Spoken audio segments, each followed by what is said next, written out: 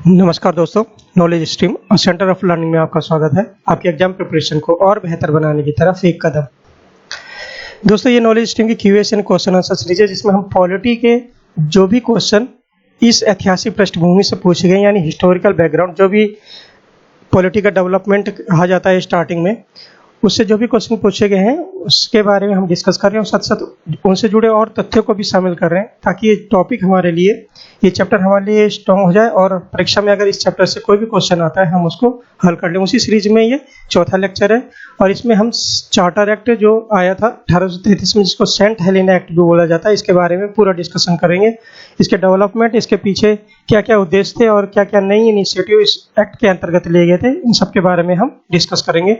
इससे पहले हमने 3 लेक्चर पढ़े हैं, उनमें से रेगुलेटरी एक्ट 1773 के बारे में हमने पूरा डिस्कस किया। उसके बाद पिट्स इंडिया एक्ट 1784 आया, उसके बारे में हमने पूरा डिस्कस किया। उसके बाद जो एक्ट आया, चार्टर एक्ट 1813 आया। तो इन तीनों एक्ट के बारे में हम पढ़ चुके हैं विस्तार से। अगर आपने ये वीडियो नहीं देखे हैं तो नॉलेज स्ट्रीम की प्लेलिस्ट में जाके ऐतिहासिक पृष्ठभूमि की प्लेलिस्ट में ये सारे लेक्चर आपको मिल जाएंगे, आप वहां पर देख सकते हैं। चलिए, लेक्चर स्टार्ट करने से पहले आपसे अनुरोध है कि चैनल को जरूर सब्सक्राइब कर लें और नेक्स्ट वीडियो के नोटिफिकेशन के लिए बेल आइकन जरूर दबा लें। इसको अपने दोस्तों के बीच में, अपने ग्रुप में शेयर करना ना भूलें, ताकि उन दोस्तों को भी बेनिफिट हो और उनकी तैयारी भी मजबूत हो सके और परीक्षा में बेहतर परफॉर्मेंस दे पाए। चलिए स्टार्ट करते हैं। आज की जो पहला सवाल है, चार्टर एक्ट 1833, जिसको सेंट हेलेना एक्ट 1833 या गवर्नमेंट ऑफ इंडिया एक्ट 1833, इन तीनों नामों से जाना जाता है और तीनों नामों से ही क्वेश्चन एग्जामिनर पूछ सकता है। तो चार्टर एक्ट 1833 या सेंट हेलेना एक्ट 1833 या गवर्नमेंट ऑफ इंडिया एक्ट 1833, इसको ब्रिटिश संसद ने ईस्ट इंडिया कंपनी के चार्टर को बढ़ाने के लिए, नवीनीकृत करने के लिए पारित किया था। यानी इस एक्ट के बाद जो ईस्ट इंडिया कंपनी का चार्टर था उसको कितने साल तक के लिए नवीनीकृत कर दिया था। जैसे हम पासपोर्ट या जो हमारा आईडी है उसको रिन्यू करवाते हैं, लाइसेंस रिन्यू होता है, उसी तरीके से इस एक्ट के तहत जो है ना ईस्ट इंडिया कंपनी के चार्टर को रिन्यू किया था। वो पूछ रहा है कितने साल के लिए फर्दर रिन्यू कर दिया था। ऑप्शन देख लेते हैं। 10 साल के लिए, ऑप्शन बी 20 साल के लिए, ऑप्शन सी 30 साल के लिए और ऑप्शन डी अप्रोक्सीमेट से कोई नहीं। जैसे कि मैंने पहले भी डिस्कस किया कि जो भी मेजर एक्ट आए थे जब तक कंपनी का शासन था, यानी 1757 से 1857 ईस्वी के मध्य, तो जो भी मेजर एक्ट आए थे, हर एक्ट में जो कंपनी के चार्टर को 20-20 साल के लिए इंक्रीज कर दिया, चाहे वो 1773 और उसके 20 साल बाद 1793 और उसके 20 साल बाद 1813 और उसके 20 साल बाद 1833 और फर्दर 20 साल बाद 1853। तो इनमें देखेंगे 20-20 साल का ही डिफरेंस है। तो जब तक कंपनी का शासन रहा था तो चार्टर को 20-20 साल के लिए नवीनीकृत किया था। मेजर एक्ट की बात कर रहे हैं यहाँ पर। कुछ बीच में और भी एक्ट आए थे लेकिन उनके इतना इंपॉर्टेंस नहीं रहा, क्योंकि उसमें ज्यादातर एक्टों में कोई मुख्य बातें नहीं की गई थी। तो इसका करेक्ट आंसर है बी, 20 साल के लिए। चलिए क्वेश्चन नंबर 2 की तरफ पढ़ते हैं। चार्टर अधिनियम 1833 के बारे में सही कथन चुनना है। कथन देख लेते हैं। कंपनी की व्यावसायिक गतिविधियां बंद हो गई थी। इसे ब्रिटिश भारतीय संपत्ति के लिए एक प्रशासनिक निकाय बनाया गया था। इसके कहने का मतलब है, जो ईस्ट इंडिया कंपनी 1600 में एज ए ट्रेडर आई थी और उसका मेन पर्पस कमर्शियल एक्टिविटी करना था, तो उसकी जो गतिविधियां थी एज ए ट्रेडर, वो इस चार्टर एक्ट 1833 यानी चार्टर अधिनियम 1833 के बाद बंद कर दी थी। अब वो ट्रेडर के रूप में नहीं थी और उसका प्रमुख काम था जो ब्रिटिश भारतीय संपत्ति, यानी ब्रिटिश ने अपनी कॉलोनी जो स्टैब्लिश कर ली थी ईस्ट इंडिया कंपनी के तहत, उस पर एक एडमिनिस्ट्रेटिव के तौर पर उसको नियुक्त किया गया था, यानी प्रशासनिक निकाय बनाया गया था। तो ये पहला है। दूसरा देख लेते हैं। इस अधिनियम ने चीन के साथ ईस्ट इंडिया कंपनी के व्यापार का एकाधिकार समाप्त कर दिया था। जैसे हमने चार्टर एक्ट 1813 में पढ़ा था कि उसको ईस्ट इंडिया कंपनी के जो एकाधिकार थे व्यापार करने का एशिया में, वो समाप्त कर दिया था केवल 2 चीजों को छोड़कर। एक तो चाय के साथ भारत में व्यापार कर सकता था और चीन के साथ व्यापार करने का उसको एकाधिकार था और किसी भी और कंपनी को इंग्लैंड की नहीं था। तो इस एक्ट के बाद चार्टर एक्ट 1833 जो आया, चार्टर अधिनियम 1833, इस एक्ट के बाद वो जो दोनों अधिकार थे, एक अधिकार थे, यानी चाय में भारत के साथ व्यापार का अधिकार और चाइना के साथ जो व्यापार करने का अधिकार था, एक अधिकार, उसको समाप्त कर दिया था। अब ये जो दोनों जगह थी ये सभी कंपनियों के लिए और ब्रिटेन की सभी कंपनियों के लिए खुल गई थी। तो ये है 2 का पॉइंट। थर्ड पॉइंट देख लेते हैं। इस अधिनियम ने अंग्रेजों को भारत में स्वतंत्र रूप से बसने की अनुमति दी। इसने अलाउड कर दिया था कि जो इंग्लिश है, यूरोपियन है, वो इंडिया आ सकते हैं और यहाँ पर सेटल हो सकते हैं। ऑप्शन देख लेते हैं। केवल 1 और 2 सही है, केवल 2 और 3 सही है, 1, 2 और 3 सही है, और उपरोक्त में से कोई भी नहीं। तो जैसा अभी डिस्कस किया, तीनों ही वाक्य जो है ना चार्टर अधिनियम 1833 के बारे में सही है। तो करेक्ट आंसर है ऑप्शन सी, 1 और 2 और 3 सही है। चलिए क्वेश्चन नंबर 3 की तरफ बढ़ते हैं। चार्टर अधिनियम 1833 के तहत बंगाल के गवर्नर जनरल को भारत के गवर्नर जनरल के रूप में नामित किया गया था। कौन थे पहले गवर्नर जनरल ऑफ इंडिया, यानी भारत के पहले गवर्नर जनरल? ऑप्शन देख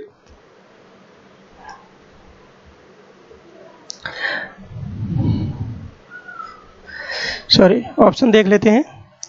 पहले ऑप्शन है Warren Hasting, option B Lord William Bentinck, option C Cornwallis और ऑप्शन डी अप्रोक्स में से कोई भी नहीं। जैसे कि हम दोस्तों रेगुलेटिंग एक्ट 1773 में पढ़ा था कि वॉरेन हेस्टिंग वो जो बंगाल के गवर्नर थे उनको बंगाल के गवर्नर जनरल बनाया गया था उस एक्ट के तहत, रेगुलेटिंग एक्ट 1773 के तहत। लेकिन यहाँ पर पूछा है जो बंगाल के गवर्नर जनरल थे उनको भारत का गवर्नर जनरल बनाया था, पहले कौन थे? तो वो थे लॉर्ड विलियम बेंटिंग, जिनकी कार्यकाल अवधि 1828 से 1835 ईस्वी के मध्य। वो पहले जब आए थे तो बंगाल के गवर्नर जनरल थे, तो उन्हें पूरे भारत का गवर्नर जनरल बनाया गया था। और इस अधिनियम के तहत जो मद्रास और बॉम्बे की प्रेसिडेंसी थी उनको इनके सबॉर्डिनेट रखा गया था, उन पर ये रूल रेगुलेशन सारी चीज बना सकते थे। इसका करेक्ट आंसर है option B, Lord William Bentinck. Question number 4 की तरफ बढ़ते हैं। गवर्नर जनरल काउंसिल के सदस्यों की संख्या फिर से बढ़ाकर कितने सदस्य कर दी गई, जिसे पिट इंडिया एक्ट 1784 के तहत कम कर दिया गया था? ऑप्शन देख लेते हैं। 3 सदस्य, ऑप्शन बी 4 सदस्य, ऑप्शन सी 5 सदस्य और ऑप्शन डी 6 सदस्य।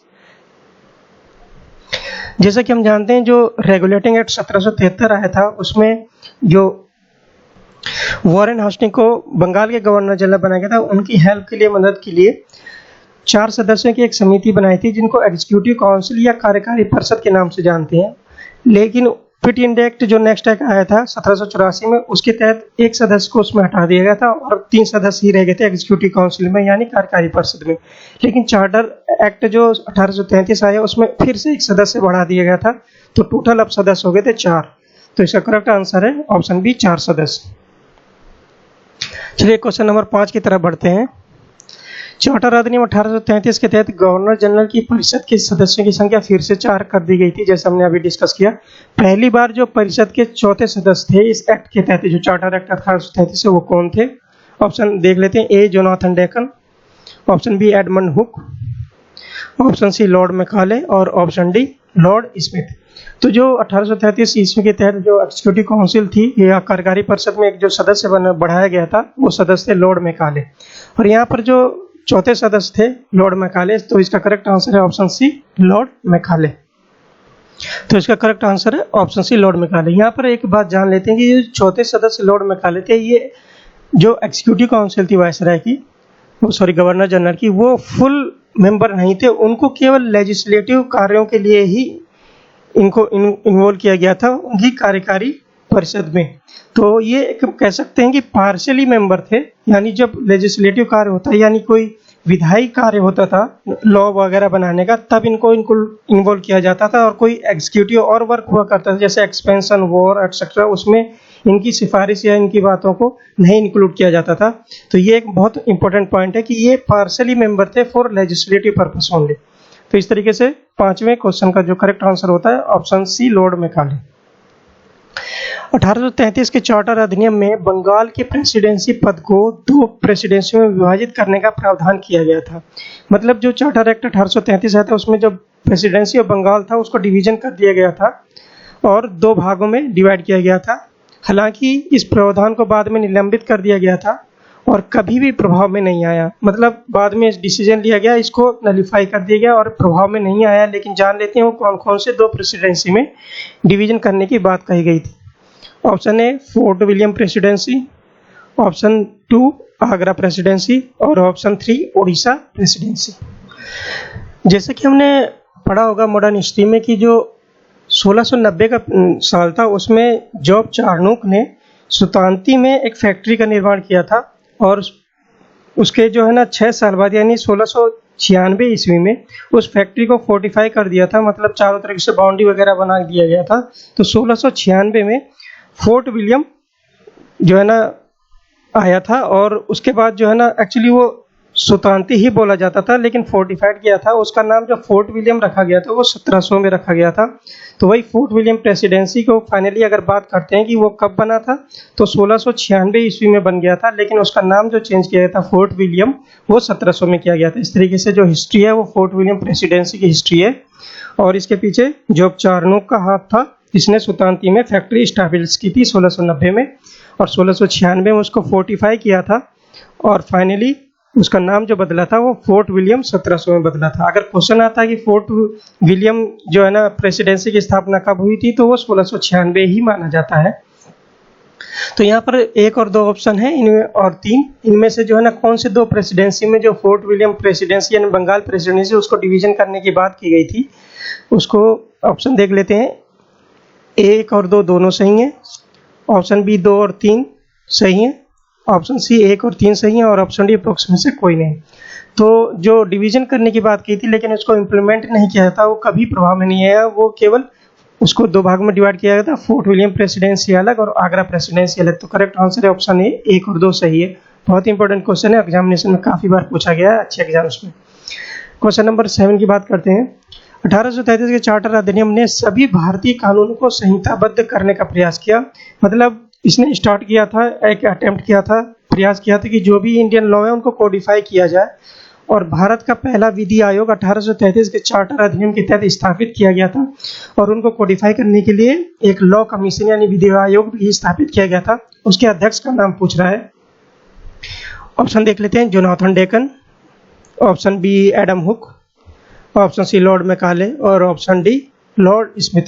तो इस क्वेश्चन का आंसर शायद सभी को पता होगा कि लॉर्ड मैकाले के तहत 1833 ईस्वी के चार्टर अधिनियम में एक लॉ कमीशन की, एक विधि आयोग की स्थापना की गई थी। जो इंडियन लॉ थे, इंडियन कानून जो चले आ रहे थे उस समय, चाहे कस्टम हो चाहे मुगल काल के जो रूल हो, उनको कोडिफाई करने के लिए। तो इसका करेक्ट आंसर है ऑप्शन सी लॉर्ड मैकाले। चलिए क्वेश्चन नंबर 8 की तरफ बढ़ते हैं। सरकारी सेवा में भारतीयों के मुद्दे से चार्टर अधिनियम 1833 के तहत कौन सा वक्तव्य सत्य है? मतलब चार्टर एक्ट 1833 में जो गवर्नमेंट सर्विसेज हैं उसमें इंडियन का इन्वॉल्वमेंट कैसे किया जाएगा, कब किया जाएगा, उसके बारे में ये क्वेश्चन है। तो वो पॉइंट देख लेते हैं। पॉइंट 1 में 1833 का चार्टर अधिनियम पहला अधिनियम था जिसने देश में एक प्रशासन को साझा करने के लिए भारत के मूल निवासी को स्वतंत्र रूप से स्वीकार करने का प्रावधान किया गया था। मतलब ये पहला एक्ट था जिसके अंतर्गत जो नेटिव इंडियन है, मूल निवासी, उनको भी ब्रिटिश इंडिया कंपनी के तहत जो भी एडमिनिस्ट्रेटिव वर्क होता है, जो भी उसमें गवर्नमेंट बेसिकली जॉब में, उनको इन्वॉल्व करने की बात की गई थी। ऑप्शन 2 में 1833 के चार्टर अधिनियम में ये भी प्रावधान था कि लंदन का जो एक कॉलेज था, हेलबरी कॉलेज, को भविष्य में सिविल सेवकों को स्वीकार करने के लिए उसमें अरेंजमेंट भी यानी प्रावधान किया जाएगा। इसका मतलब ये है कि जो भी सिविल सर्वेंट यहाँ से सेलेक्ट होंगे वो हेलबरी कॉलेज में उनको दाखिला मिलेगा, और उनका जो ट्रेनिंग वगैरह वो सारा चीज़ वहाँ पर होगा। ये 2 पॉइंट कहे गए थे। ऑप्शन देख लेते हैं। केवल 1 सही है, ऑप्शन बी केवल 2 सही है, ऑप्शन सी 1 और 2 दोनों सही है, और ऑप्शन डी अप्रोक्स में से कोई नहीं। तो ये दोनों ही ऑप्शन सही हैं कि 1833 चार्टर एक्ट में भारतीयों को गवर्नमेंट जॉब में इन्वॉल्व करने के लिए इसमें कहा गया था, प्रावधान किया गया था। और हेलबरी कॉलेज जो लंदन में था उसमें जो ट्रेनिंग वगैरह के लिए भी प्रावधान किया गया था। तो करेक्ट आंसर है 1 और 2 दोनों सही हैं। चलिए क्वेश्चन नंबर 9 की तरफ बढ़ते हैं। चार्टर अधिनियम 1833 ने गवर्नर जनरल इन काउंसिल को यह भी निर्देश दिया था कि वे सल्तनत युग के बाद से भारत में बनी हुई किस सामाजिक बुराई को कम करने का उपाय अपनाए। मतलब एक जो सोशल ईविल या सामाजिक बुराई चली आ रही थी सल्तनत काल से, उसको कम करने के लिए जो है ना इसमें स्टेप लिए जाएं। ये चार्टर अधिनियम 1833 में कहा गया था गवर्नर जनरल की जो एग्जीक्यूटिव काउंसिल है और गवर्नर जनरल को। तो क्या ईविल थी, क्या बुराई थी, वो देख लेते हैं। ऑप्शन ए बाल विवाह, ऑप्शन बी भीख, ऑप्शन सी गुलामी, और ऑप्शन डी पुरधा रिवाज यानी जो पर्दा प्रथा थी। तो जो स्लेवरी थी, जैसे कि हम जानते हैं जो गुलाम वंश ही स्लेव डायनेस्टी के नाम से जाना जाता है, तो उस समय सल्तनत युग से जो स्लेवरी चली आ रही थी यानी गुलामी चली आ रही थी, उसको कम करने या उसको खत्म करने के लिए उपाय अपनाए जाए। ये गवर्नर जनरल इन काउंसिल या गवर्नर जनरल को चार्टर अधिनियम 1833 में कहा गया था। तो करेक्ट आंसर है इसका ऑप्शन सी गुलामी। चलिए क्वेश्चन नंबर 10 की तरफ बढ़ते हैं। चार्टर अधिनियम 1833 में भारत में ईसाई संस्थानों को स्थापित करने का इसमें प्रोविजन किया गया था, यानी स्थायी ईसाई संस्थान स्थापित हो सकते हैं। इसके एक्ट के अंतर्गत अधिनियम ने भारत में कितने बिशप के लिए अनुमति दी थी? उन ईसाई संस्थानों में बिशप जो होते हैं क्रिश्चियन मिशनरी, उनको अनुमति दी गई थी, लेकिन नंबर फिक्स कर दिए थे। वही पूछ रहा है कितने नंबर फिक्स किए थे या कितने बिशप को अनुमति दी थी? Option A 2, option B 3, option C 4 और ऑप्शन डी 5।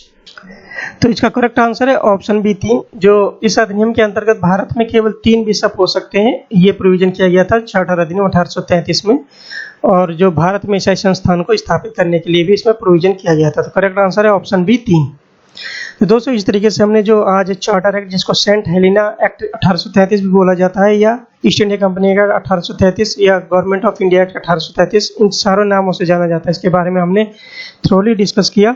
जो क्वेश्चन एग्जाम्स में पूछे गए हैं उनको भी, और जो क्वेश्चन भविष्य में पूछे जाने की संभावना है उनसे भी को भी डिस्कस किया, और उनसे रिलेटेड और तथ्यों को भी जानने की कोशिश की। आपको ये लेक्चर कैसे लगता है प्लीज़ कमेंट बॉक्स में जरूर कमेंट करिएगा, और अगर अच्छा लगता है लाइक बटन जरूर प्रेस करिएगा, और नॉलेज स्ट्रीम को सब्सक्राइब करना ना भूलें। नॉलेज स्ट्रीम से जुड़ने के लिए धन्यवाद।